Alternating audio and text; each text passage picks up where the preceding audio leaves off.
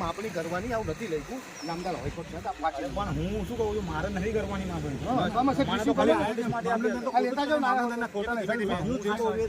High court સાહેબ નો order છે નામદાર હાઈકોર્ટ શું કહું છું એ વસ્તુ તમારે મામલતદાર સાહેબ રજૂઆત કરવાની થશે ને આપણે તો ખાલી બજાવણી કરવા સાહેબ મંડળના પૈસા થઈને મામલતદાર આવી રીતના બજાવણી ના શું કહું ખાલી બજાવણી કરવા ઓર્ડર લેતા જાઉં સાહેબ એક મિનિટ સાહેબ ઓર્ડર લેતા જાઉં હું લઈ લઉં છું આપણે અહીંયા હાજર કોણ કોણ છે કોઈ નથી હાજર નંદલાલ નારાયણ નથી કોઈ એક ઓર્ડર લેતા જાઉં સાહેબ અને હાઈકોર્ટે માપણી પ્રોપર્ટીમાં કઈ રીતે દાખલ થવાની વાત કરો છો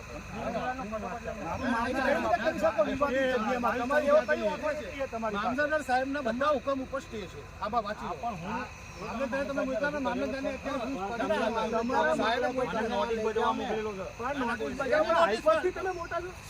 નામદાર હાઈકોર્ટ થી તમે મોટા છો હું માના મામલતદાર સાહેબ એના માટે મોકલા નામદાર હાઈકોર્ટ સાહેબ થી મામલતદાર મોટા છે મામલતદાર સાહેબ મોટા છે મામલતદારને ક્યારે અરજી કરીને માપણીની માપણી અરજી કરી કોઈ અરજી નથી શેના આધારે તમે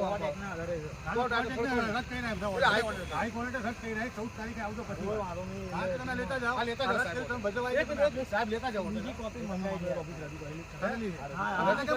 તો તમને કેમ તમને કેમ બોલતા સ્ટેટ છે બજાવણી માટે આપી લો છો હા પણ તમને કેમ કોઈ ઉલ્લેખ નહીં બજાવણી માટે બજાવણી માટે માનસિક ત્રાસ દેવાનું બંધ કરી દો તમે પૈસા બિલ્ડરો થઈ ના કરજો બિલ્ડરોના હાથે તમે હાઈકોર્ટના ઉપર બિલ્ડર છે તમારા મામલતદાર હાઈકોર્ટ સાહેબ ના ઉપર છે મામલતદાર સાહેબ તમે હાઈકોર્ટે માપણીનું લખ્યું છે હજુ બંધ કરવાની આવતો મામલતદાર 7 દિવસનો ઓર્ડર છે મામલતદાર સાહેબ 48 કલાક અને મામલતદાર સાહેબ અમને બોલાઈને એવું કે તમે બિલ્ડર ને મળી લો આ મામલતદાર માં આવે છે મામલતદાર એમ તો તમે બિલ્ડર જોડે મીટિંગ કરી લો મામલતદાર સાહેબ એવું કહે છે તમે બિલ્ડર જોડે મીટિંગ કરી લો અમે તમને સાહેબ કહીને સાહેબ અમે તમને એમ કહીએ કે આ વિવાદિત જગ્યા છે સાહેબ એમાં તમારા ઓર્ડર મામલતદાર સાહેબના દરેક ઓર્ડરનો નકારી કરવામાં આવે મામલતદાર સાહેબ પોતે એવું કહેવડા તમે બિલ્ડરો જોડે મીટિંગ કરી અને આ માપણી કરવાનું સાહેબની અંડરમાં તમને આ બાજુ મોકલે માપણીની નોટિસ હાઈકોર્ટનો ઓર્ડર હાઈકોર્ટનો ઓર્ડર સાઈડમાં મૂકી અને તમને માપણી માટે મોકલે છે આ લોકો હાઈકોર્ટથી મોટા થઈ ગયા મામલતદાર એમના રદ થઈને બધા પાવર મામલતદાર સાહેબ હાઈકોર્ટ કરતા મોટો પાવર સાચી લીધો છે હાઈકોર્ટે રદ કરી છે કે ભાઈ તમે 9 તારીખ પહેલા હાથ ચલાવો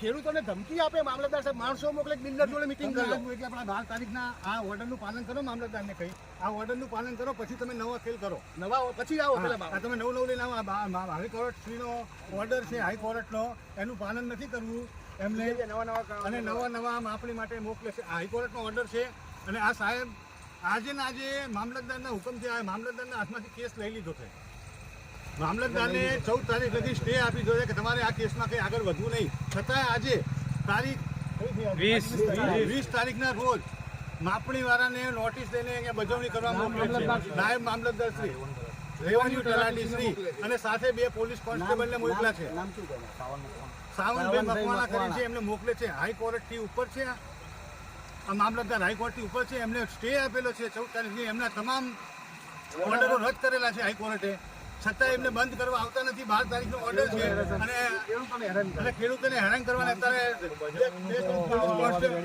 2 પોલીસને એવું બધું લઈને આવ્યા છે અને હજી એમને દમ મારે છે નોટિસમાં તમે રેડી નથી ને હાઈકોર્ટ શી કહે છે માપણી કરો તો માપણી હાઈકોર્ટ થી ઉપર થઈ ગયા છે આ હાઈકોર્ટ નામદાર હાઈકોર્ટ કે પ્રમાણે મેં કરવાની છે સમજો મારી બજાવણીનું બજાવણીમાં તમને પોલીસને બધું લઈને તરત મોકલી દે મામલતદાર શ્રીએ સાહેબ છે નહીં એવું શાના માટે આવું પડ્યું આ હાઈકોર્ટનો ઓર્ડર છે અને મામલતદારને બધા રાઈટ નથી અત્યારે સ્ટે ચાલે છે આપણે કઈ આગળ કરો અને મામલતદારના બધા પાવર રદ કર્યા છે અત્યારે હાલ એમના ઓર્ડર રદ કર્યા છે એટલે શાના માટે તમને શેની માપણી તે જે ચાલતો પસાર થતો માર્ગ આર્યા માર્ગ શું ખાલી 498 પ્રત્યેક છે 498 એક જ પૂરતો માર્ગ 7 ટોટલ હું તમને જણાવું સાહેબ જો મારી વાત સાંભળો એક મિનિટ, ટોટલ 7 થી 8 સર્વે નંબરમાંથી આ રસ્તો પસાર થાય છે. બધા સર્વે નંબરમાં ગેરકાયદેસર રીતે મકાનો બની ગયા છે અને ખાલી અમારી જમીનમાં કેમ? ચાલુ છે અહીંયા મામલો. તમે કેમ ડ્રાઈવર, તમે મામલતદારના ડ્રાઈવર થઈને કેમ ઠુવા મારો છો? આ મીડિયા પત્રકાર ચાલુ છે, અવતારો તમે લઈ જવાનું કામ કરવાનું. તમે આજે પત્રકાર લેવા નથી આવ્યા, બચાવણી કરવા આવ્યા. હા, બચાવણી કરવા આવ્યા. હાઈકોર્ટે એમને પાવર લઈ લીધા છે. 14 તારીખે સ્ટે આપેલો તો આ બચાવણી કરવા આવ્યા. ચલો પતી ગયા. જો ભાગ્યા જો ડ્રાઈવર સાહેબ ખેંચી લઈ જાય, મામલતદાર ખોટું કરે. જો ભાઈના અને સાથે પોલીસને બધા લઈને આવ્યા છે. જો આ બિલ્ડરોના પૈસા લઈને મામલતદાર તાત્કાલિક આવી રીતના કરી શકે? આ હાઈકોર્ટની મોટા છે. એમને સાચા સવાલ પૂછવામાં આવ્યા તો જતા રહ્યા. ડ્રાઈવર સાહેબ એમને લઈ ગયા, હાથ પકડીને ગાડી પેસર દીધા અને ભાગી ગયા. પોલીસને સેટલિંગ કે સાચા જવાબ આપો, સાચા જવાબ આપો. અમારા આ મામલતદારની ગાડી લઈને ભાગ્યા છો. હા, હાઈકોર્ટની ઉપર છે. સાચા જવાબ આપો, ભાગશો નહીં આવી રીતે. ઓર્ડરના જવાબ આપો અમને. આહુડા પડી ગયા ઓલાને તો આગળ બેઠો કિરણ કુમાર અરજી કરી નાખો. આહુડા પડી ગયા એના તો હાઈકોર્ટની ઉપર જઈને ખોટી રીતના જો માપણીના ઓર્ડર કરવા સ્ટે છે એમની ઉપર 14 તારીખનો સ્ટે છે. છતાંય તમે પત્રકાર હાઈકોર્ટનો ઓર્ડર એક એક લઈ જાઓ અને તમે આ મૂકો કે હાઈકોર્ટનો 14 તારીખ લગીનો સ્ટે છે. છતાંય આ મામલતદાર આવી રીતના પોલીસ બંદોબસ્ત સાથે મોકલે છે અમને દમ મારવા, ખેડૂતોને દબડાવવા માટે. સાચા સવાલ એમને પૂછવામાં આવ્યા તો ભાગી ગયા બધા અધિકારીઓ. જનરલભાઈ નારાયણભાઈના ઘરે ગાડી આવી અને અમને ધમકી આપી કે આમાં સહી કરો. હાઈકોર્ટનો ઓર્ડર છે તો અમારે ઘેર સહી કરવા શું લેવા આવે? ઓર્ડર લેવા અને બબે તતંજનની ગાડીઓ આવી છે. બૈરાને ધમકી આપે છે અમને. તો આવું ન કરવું જોઈએ ને. શું લેવા અમને ધમકી આપવા આવે છે? અમારી જમીન એને અમને ધમકી આપવા આવે. રૂપિયા ખાઈ ગયા છે એટલે રૂપિયા બધા દબાણથી ખાય છે અને ધમકી અમને આપે છે. અમારી જમીન હાઈકોર્ટનો ઓર્ડર છે તોય મામલતદારનો પાવર નથી અને મામલતદારનો સ્ટે છે તોય અહીં કણે હુકમ કરવા આવે છે અમને અને બૈરાને અને છોકરાઓને ધમકી આપીને જતા રહે છે. રાજેશ કુમાર જયંતિલાલ ઠક્કર 498 નંબરની જે આ જમીન છે એના માલિક તરીકે, એમના સન તરીકે હું વાત કરું છું.